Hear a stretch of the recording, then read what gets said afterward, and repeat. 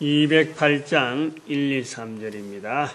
주 예수 내 맘에 들어와 계신 후 변하여 새 사람 되고 내가 널 바라던 천빛 펼쳐줌도 주 예수 내 맘에 오심 주 예수 내 맘에 오심 주 예수 내 맘에 오심 물밀떡 내 맘에 기쁨이 넘치면 주 예수 내 맘에 오심 주 예수 하나님 말씀 요한복음 18장 12절에서 23절 말씀까지 12절 말씀 제가 먼저 받들어 봉독드립니다. 이에 군대와 천부장과 유대인의 하속들이 예수를 잡아 결박하여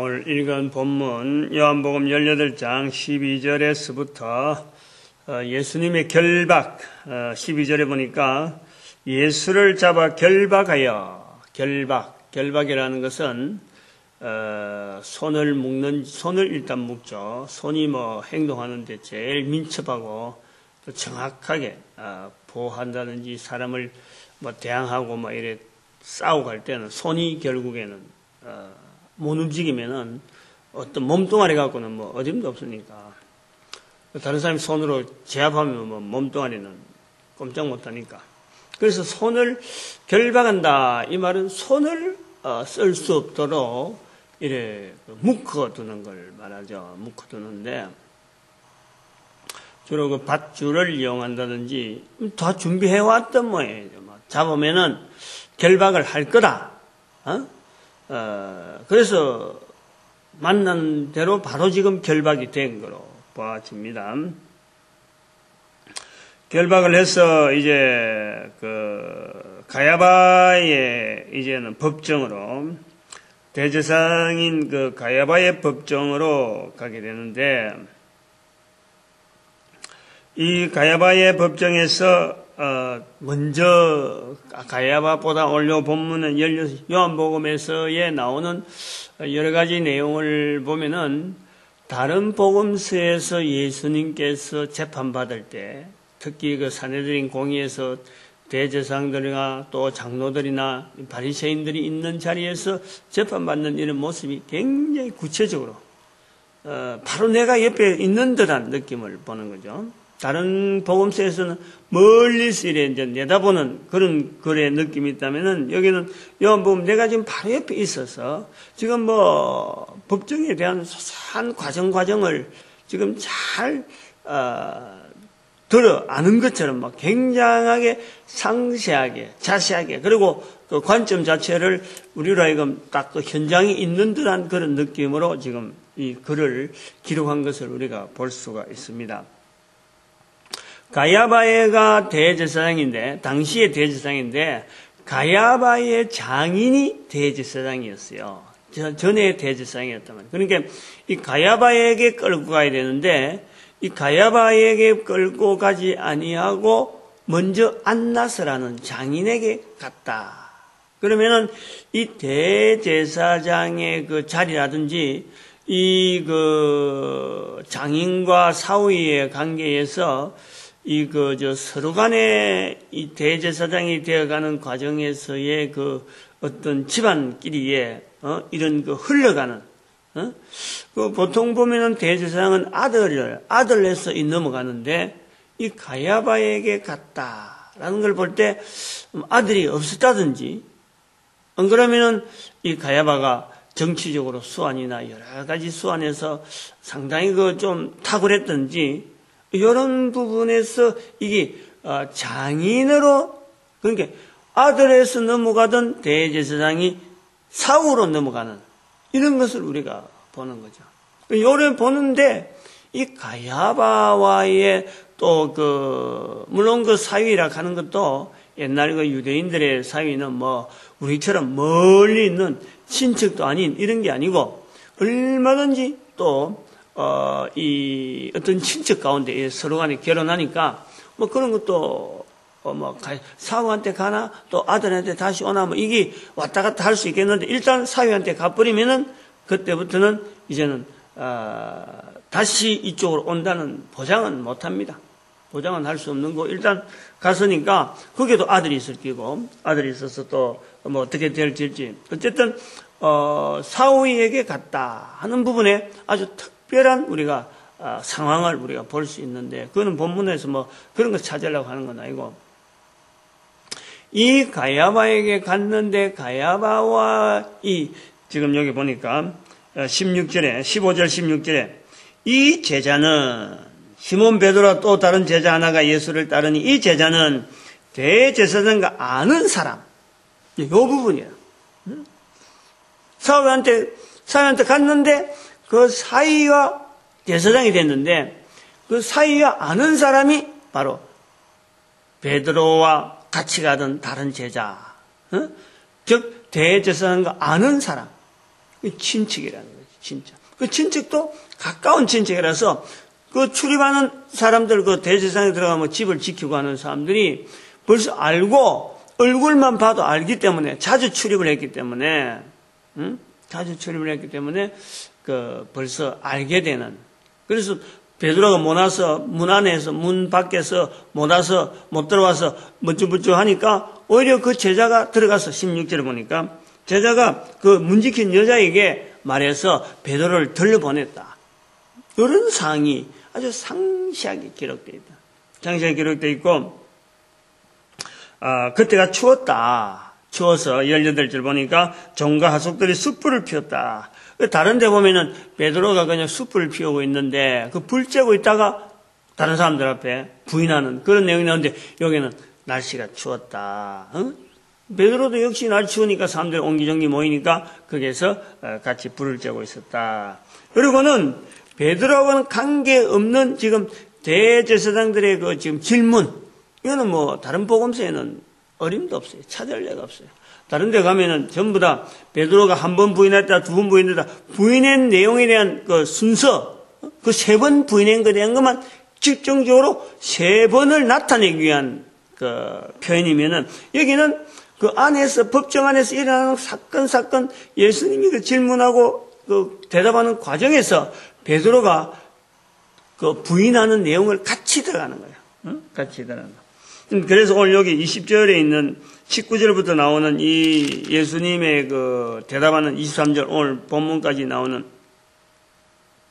23절, 여기에 그 보니까 24절에 보니까 안나스가 예수를 결박한 그대로 대제사장 가야바에 보내느라. 이 보면은 아까 제가 말씀한 가야바의 친척이 아니고 가야바의 친척이 안나스의 친척. 이렇게 가야바하고 뭐 어떤 친척 관계가 되는 안나스, 그다음에 지금 사도 요한, 이런 관계가 결국은 같은 하나의 집안으로서의 친척이다. 잘 아는 집안이다. 이렇게 되어지는데, 오늘 19절에서 나오는 23절까지의 내용은 다른 복음서에는 없는 겁니다. 다른 복음서에는.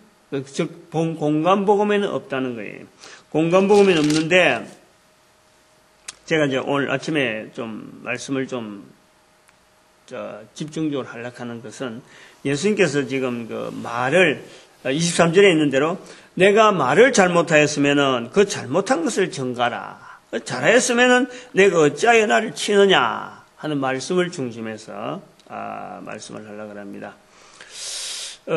예수님께서 지금 변명을 하잖아요. 지금 변론을 하는 거예요. 지금 법정에서 19절에 보니까 대제사장이 예수에게 그의 제자들과 그의 교훈에 대하여 묻는다. 제자들은 어떤 관계며 참 예수님의 말씀이 어떤 말씀이냐라고 이제 뭐 깨치꼬치 깨묻겠죠. 이거는 뭔가 그 꼬투리를 잡으려고 하는 거지.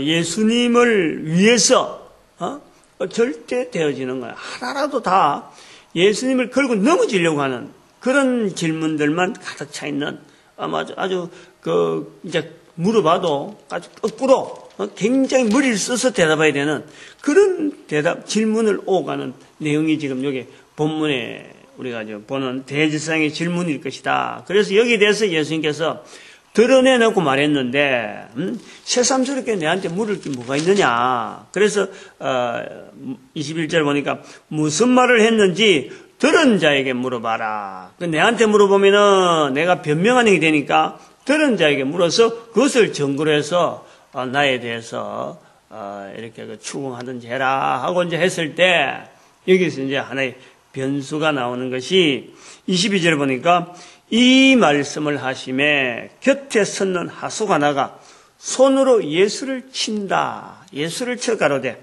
내가 대제사장에게 이같이 대답하느냐. 즉 이스라엘 백성들에게 있어서의 대제사장의 위치라는 것은 이거는 건의에 비하면은 건의에 따지면 이거는 이루 말할 수가 없는 거예요. 특히 지금 법정 앞에서 대제사장이 한마디만 말해버리면은 지금 이게 결론이 나서 끝이 나는 그런 자리에서 대제사장에 대해서 다른 사람한테 물어봐라 하고 대답하는 이 대꾸 자체가 용납이 안 되는 거죠. 이런 대항하는 대꾸 자체가 용납이 안 되는 상황에서 예수님이 대꾸를 하니까 일반적으로는 그런 것은 금지되어 있고 그런 건 도무지 있을 수 없는데 그것을 바라보던 옆에 있던 사람이 예수님을 친단 말이에요. 친다. 이제 이 부분이에요. 예수님을 치는데 예수님께서 왜 치느냐? 내가 어찌하여 나를 치느냐? 내가 말을 잘하였으면, 내가 말을 잘못하였으면은 그 잘못한 것을 전가라. 잘하였으면 어찌하여 나를 치느냐? 하는 이 말씀에 잘못하였으면 나를 전가라. 잘못한 것을 전가라. 말씀이다. 참, 이 상황 자체를 나눠놓고 한번 우리가 예수님의 말씀 자체를 지금의 나의 말씀으로, 나에게 하시는 말씀으로 듣기를 바라는 거예요. 예수님께서 잘못하였으면은, 그 증거를 찾아내야 돼, 우리가. 예수님이 잘못한 내용이 있으면은, 잘못한 내용에 대해서 이렇게 때문에 우리는 예수님을 떠나야 된다라는 것에 대해서요, 찾아야 돼. 이걸 증거하라. 내가 말을 잘못하였으면은 예수님이 남기신 것은 말씀밖에 없어요. 행동하는 모든 일들이 지금에는 우리한테는 말 밖으로 안 남아요. 말. 예수님의 말씀으로서 우리에게 남는 것밖에 없어요. 우리가 뭘 근거로 해서 예수님하고 우리가 관계를 맺느냐? 기록된 말씀을 통해서 우리에게 전달되어지는 이 말씀이 우리에게 남아있는 거예요. 이렇게 기록되었구나. 예수님 이런 행동을 했구나. 예수님 이런 말씀을 하셨구나. 하는 이 말씀밖에는 우리에게 남겨진 것이 없어요. 그래서 이것이 잘못되었으면은 그 잘못이 무엇인지를 증거하라. 증거하라. 만약에 잘하였으면은 어찌하여 나를 치느냐? 오늘 우리한테 똑같은 말씀이야. 잘하였으면은 예수님에 대해서 잘못한 것이 있으면은 잘못한 것을 증거하고 잘하였으면은 예수님을 따라와야지. 잘하였으면 잘못한 것이 있으면은 말을 잘못한 것이 있으면은 잘못한 것을 증거하고 잘하였으면은 따라오라. 근데 왜 치느냐, 이거. 요 표현이. 왜 잘못한 것도 찾아보지 않고, 잘했는지를 잘못했다 그러면은 잘못한 것 때문에 예수님을 떠나고 예수님을 가까이 하지 않을 어떤 근거는 되겠죠. 그 사람의 입장이 되겠죠. 그런데 그것조차 하지 않으면서, 잘했다, 잘못했다. 하고 이런 것도 하지, 어떤 증거도 되지 못하면서 나를 치느냐, 나를 떠나 있느냐. 우리가 예수님을 치는 이런 자리를 한번 보세요. 보시면은 결박되어 있는데 결박된데 예수님을 어디로 치실까? 어디로 치실까? 친다. 결박되어 있다. 마주 앉아 있는 사람이 마주 보고 있는 사람이 지금 질문하는 사람이 대제사장이고 안나스인데 안나스 앞에서 예수님을 이야기하고 있는데 친다. 어떻게 치실까? 어디로 때렸을까? 머리를 때렸을까? 얼굴을 때렸을까? 일반적으로요. 우리가 이거 친다고 할 때 결박이 되어 있으면 뒤로 묶든지 앞으로 묶든지 묶는단 말이에요. 그러면 그 옆에 있는 사람이라는 것은 예수님이 혹시 행동으로 어떤 그 돌발적인 행동을 할까 싶어서 옆에 옆구리를 끼고 있는 거예요. 팔짱을. 옆에서 두 사람이, 양옆에 두 사람. 그러면요, 어떤 장정이라도요, 그거 꼼짝 못 합니다. 꼼짝 못하게 해서 가서 반듯하게 서 있어야 되는 거예요. 여기서 친다. 얼굴은요, 손이 느려요, 얼굴에. 얼굴 잘못 치면 코피 나고 이러니까. 면상을 치니까. 뺨 같은 거 못 때린다니까. 그럼 칠 수 있는 곳이라는 거는 배예요, 배. 응? 우리가 일반적으로 그런 경우를, 뭐 군대에서라든지 이런 경험이 있어서, 응? 사람이 옆에 있으면서 옆 사람을 칠 수 있는 곳은요, 우리가 배밖에 없어요. 응? 얼굴은 함부로 치버리면 어떤 잘못돼버리면 안 보고 치니까 이렇게, 얼굴 보고 내가 머리를 때리겠다 하는 어떤 그거는 관역은 하지만은 그냥 얼굴을 함부로 떼버리면 이게 코로 맞든지 입을 맞든지 그러고 찢어져 버리면요 큰일 나거든. 그런 게 배를 치는 거예요. 배를 주로 배를 쿡 치는 거지. 응? 그런 식으로 말하지 마라 하고 이렇게 이야기하는 거예요. 한쪽 손 열이 돼 있고 반대편 손을 갖고 이렇게 쿡 치는 거예요. 그래서 그것을 쳐가로되 한단 말이에요. 그러면은 지금 이 예수님과의 옆에서 치는 사람의 관계는 이 치는 사람은 완전히 예수님의 반대편이에요. 예수님을 전혀 동조하거나 예수님과 같이 동행, 서 있기는 지금 같은 모양으로 서 있지만은 예수님과 동행하지 않는 자세.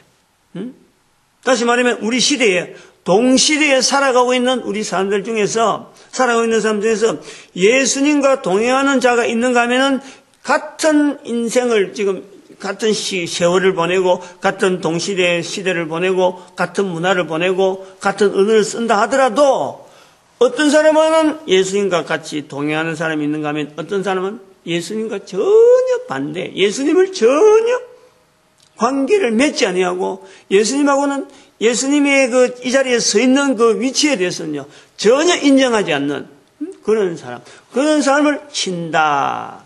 친다. 왜 나를 치느냐? 왜 나를 치느냐? 다시 말하면 왜 떨어져 있느냐? 왜 떨어져 있느냐? 사도 바울에게 예수님께서 말씀하신 대로 뒷발질, 가시채를 뒷발질하기가 네게 어떻게 그렇게 고통스러운 그런 삶을 살아가는 사람이 자기는 잘한다고, 자기는 열심히 한다고, 최선을 다 인생을 산다고 지금 가야바한테, 안나스한테 충성하는 모습으로 지금 서가 있는데 예수님한테는 지금 전혀 관계가 되지 않는 그런 삶을 살아가고 있는데 너가 왜 나를 치느냐? 그 치지 말고 나를 치려고 하지 말고 멀리서 있지 말고 가까이 들어오라. 나를 전가하라. 잘못한 것부터 전가하고 잘못한 것이 안 맞으면은 그럼 잘한 게 뭔지도 찾아내라는 거지. 이 내용을 우리가 좀 우리 지금 시대의 말씀으로 좀 이렇게 연결해 봐야 될 필요가 있다 봅니다. 필요가 아니고 절실한 거죠. 아주 절실한 거예요. 그래서 이 말씀을 저는 거꾸로 하려고 하죠. 거꾸로. 내가 말을 잘못하였으면은 잘못한 것을 전가하라 라고 하시는 예수님이지만은 우리는 이것을 반대로 받을 수 있는 사람이 되면 좋겠다. 내가 말을 잘하였으면은 잘하는 것을 전가하라. 잘하는 것을 전가하라. 그것이 바로 예수님께서 너희 사도행전에 내 정인되라. 정인되라는 말씀이에요. 전가하는 거예요. 일단은 나에 대해서 반대하는 자도 일단은 나에 대해서 예수님에 대해서 이제 인정하는 자도 둘 다 똑같이 전가하는 자리에 우리 인생이 있다는 거지. 예수님과의 관계에서 한쪽은 완전히 반대편에 서 있고 한쪽은 완전히 예수님 편에 서 있다 하면 둘 다의 위치는 똑같이 증거하는 자리에 있어야 된다. 한쪽에는 잘못한 것을 증거하고 한쪽에는 예수님에 대해서 긍정적인 부분을 증거하는 자리. 예수님에 대해서 긍정적인 증거를 하는 자리가 바로 증인의 자리라고 할 때에 인간이 어제도 말씀했지만 창조주 하나님에 대해서 증거한다 할 때 인간의 수준은요, 하나님이 인정하는 그것 통해서 하나님과의 관계에서 거룩해 되어지는 거예요. 즉 성령님이 쓰시는 입술이라 하는 이 도구 때문에 하나님께서 우리에게 의롭다라고 하는 어떤 요소가 있다니까. 우리 인간이요, 절대 하나님에 대해서 알아볼 수 있고 증거할 수 있는 능력이 없어요. 근데 우리가 증거를 하려고 하면은 바로 누구의 도움을 요청해야 되느냐? 증거하시는 성령님의 도움을 요청해야 돼요. 요청. 그 요청을 해야 된다. 그 요청도 하지 않고 내가 하나님에 대해서 증거한다, 예수님에 대해서 증거한다, 엉터리라네, 엉터리. 그걸 우리 인정해야 돼요. 그거를. 그걸 이제 오늘 본문에서 우리가 제가 강조하려고 하는 것은 증거라는 것은 두 가지 그 자리에 있는 거예요. 반대하는 사람도 증거 자리가 있고 예수님에서 잘했다고 인정하는 자도 증거의 자리가 있단 말이에요. 똑같이 우리 인생은 공평해요. 공평. 하나님 앞에서 주어지는 자리라는 것은 공평해요. 하나님에 대해서 증거하는 자리에 우리 인생이 살고 있는 거예요. 그런데 증거를 하려면은 잘했든지 잘못했던 건지를 증거를 하려면은 바로 성령님의 도움이 필요하다. 성령님의 도움이 필요하다. 이런 내용을 우리가 좀 생각해 볼 때 신학교의 자리가 과연 그 신학교에 그 하는 어떤 연구라 하잖아요.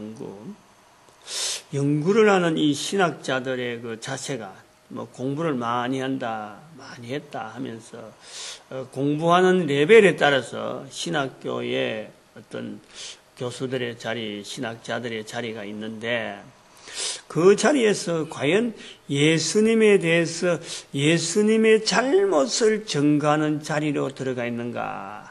안 그러면 예수님이 우리에게 인간과의 관계에서 잘한 그 내용을 증거하려고 하는 자리에 들어가 있는가 하는 것을 볼 때요, 신학자라도 잘못된 자리에 있을 수가 있다. 얼마든지 가능합니다. 얼마든지 가능해요. 근데 예수님에 대해서 잘한 것에서 인간과의 관계에서 필연적인 어떤 그 내용을 예수님의 그 예수님이 인간에 필요하고 그다음 죄 용서라든지 이런 그 구원에 대한 분명한 어떤 요소로서의 예수님에 대한 내용을 증거하는 그런 사람도 잘 증거하고 있을까? 바른 자세가 되어질까? 즉 철저하게 잘못을 증거하려는 자나 잘한 것을 증거하는 자라고 할 때라도 철저하게 성령님께서 조명하는 대로 조명하려고 하고 있을까라고 하는 그 고민을 이 신학자들이 고민하고 있을까?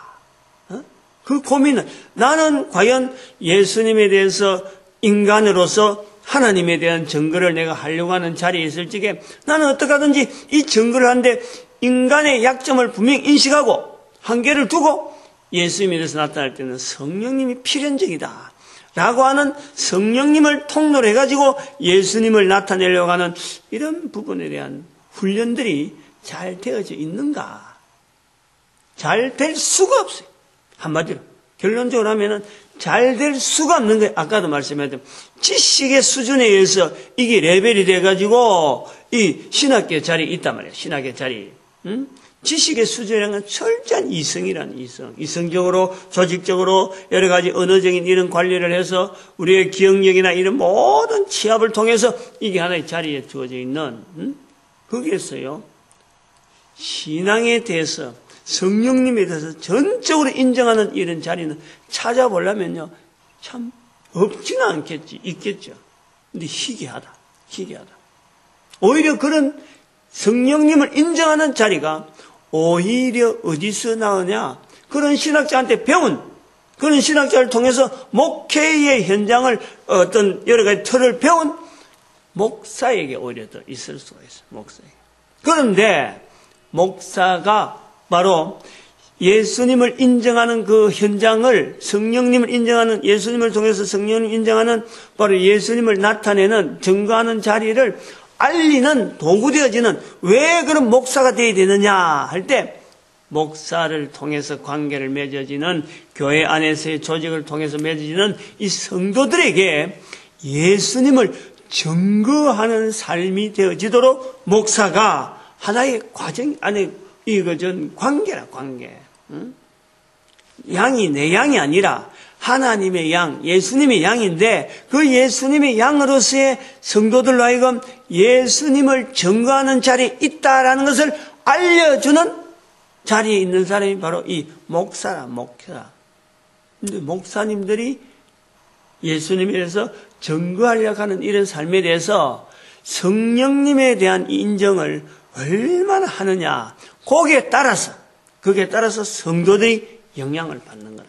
저는 그런 구조를 오늘날 우리 그 신학의 구조라든지, 오늘날 교회의 구조라든지, 신학교 위치라든지, 목사의 위치라든지 이런 거 볼 때에 왜 우리 성도들이 예수님에 대해서 이야기하는 것을 어려워하느냐. 이런 구도적인 설명을 하네요. 구조적인 설명을. 신학교, 목사, 이런 자리가 과연 예수님의 지금요, 안나스 법정에서, 팔을 묶여갖고 양쪽에 만약 사람이 딱에 붙잡고 있다 그러면서, 거기서, 사람의 주먹을 통해서, 저 배를 맞고 하는, 이런 그 구타를 당하는, 이런 그 예수님께서 말씀하시는 이 현장에 대해서 성령님을 의존해서 예수님을 증거할 수밖에 없는, 일반적으로 보면 도무지 이거는 설명이 힘드는 그런 부분에서 성령님을 통해서 증거하라라고 하는 이 음성에 과연 어느 정도 우리가 그 실감성 있게 그 현장 자체, 그 예수님의 그 자리, 우리가 그 배를 맞아 보면요, 배를 맞는다 치고 앙어리 옆에 맞는다 치면요, 그 인격이라는 것이, 예수님은 지금 여기서 왜 나를 치느냐 하고 있지만은, 이 사람이 칠 때, 배를 친다 그러면요, 반드시 명치를 칩니다. 명치를 중심에서 치는 거예요. 그래야 이 타격이 되니까. 그럼 명치를 맞으면은, 하면서요, 고기가 앞으로, 허리가 앞으로 그냥 쿡 수그러지는 거예요, 숨이 탁 멎으니까, 하면서, 소리가 난다니까. 아마 이런 과정을 우리가 볼 때, 이런 내용은 사람들이 들으면, 그렇게 추정이 되겠다 하고 하는데, 이런 걸 통해서 성령님까지 운운할 거 있느냐, 그건 대충 생각하면 그 정도까지 되지 않느냐 하는 건데, 문제는 예수님의 말씀을 통해서 나를 증거하라라는 말씀으로 듣게, 잘못했으면은 잘못한 것을 증거하고, 잘했으면은 잘한 것을 증거하라 할 때, 이 잘한 것을 증거하라 하는 말씀 자체가 바로 내한테 하는 말씀으로 내가 들어야 되고, 나는 그러면 예수님에 대해서 증거하고 있느냐?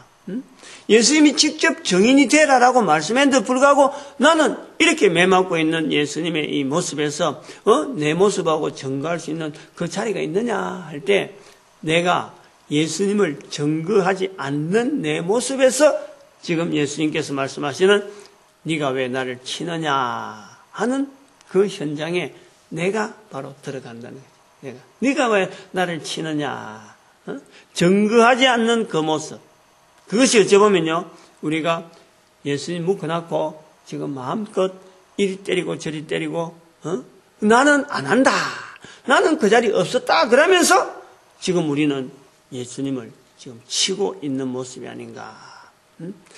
그 내용을 우리가 오늘 23절을 통해서 봅니다. 이렇게 설명한다고 해서 제 자신이 여기에서 벗어났다, 나는 아니다 라고 말은 안 해요. 저도 그 자리에 있으면은 아마 분명히 눈에 보이는 가야바는, 눈에 보이는 안나스는 지금 권위가 있고 그 사람한테 잘 보이기 위해서 나는 얼마든지 예수님을 칠 수 있는 사람이야. 근데 내가 그 자리에 없다. 글을만 읽고 우리가 예수님을 친 사람에 대해서 정죄하는 그 자리는 내가 피해야 되겠다. 그거예요. 그래서 나는 예수님을 증거하는 여러 가지 어떤 자세가 되어지고 그런 상황이 되어지면은 이 말씀을 보다 더 내 말씀으로 여겨서 그런 자리에 한 번, 두 번, 세 번 자꾸 피하는 거예요. 자꾸 피한단 말이에요. 전에는 10번 다 하던 것을 이제는 9번 하다가, 그 다음에 8번 하다가, 그러다가 차츰 줄어들면서 내가 세월이 지나가면서 세월이 지나가는 거하고 생활이 변화되는 이런 여러 가지 섭리를 통해서 하나님 앞에서 증거하는 자리로, 잘한 것을 증거하는 자리로 나아가는 과정이지 내가 지금 완벽하니까 이렇게 하는 건 아니에요. 다른 사람하고 같이 가면은, 같이 일을 가면은 오히려 더 힘이 나가지고 더 예수님을 잘 증거할 수 있으니까 다른 사람들한테 이걸 자꾸 알리는 거예요. 이런 것을 한번 연결해 보고, 그래서 우리가 예수님을 전한다, 증거한다 하는 이런 부분에 예수님께서 왜 내 증인되라 하는 말씀만 유독하게 남겼느냐. 참 이 말씀 하나에서 이 성경 앞뒤, 창세기서부터 시작해서 요한계시록까지가 이 전체 질서가 사실 예수님께서 남기신 유일하게 우리에게 요구하는 증거에 대한 것을 통해서 볼 때는 시대마다 사회마다 뭐가 막 다 다르고 이래 하더라도 모든 인간들의 살아가는 삶 속에 다 적용이 가능하고 참 예수님을 통해서 그 삶의 변화가 가능하게 되어지는 것이 바로 나를 증거하라 하는 예수님의 말씀이 있다 보면서 이 본문에서 잘못한 것을 증거하라. 잘못한 것을 증거하라.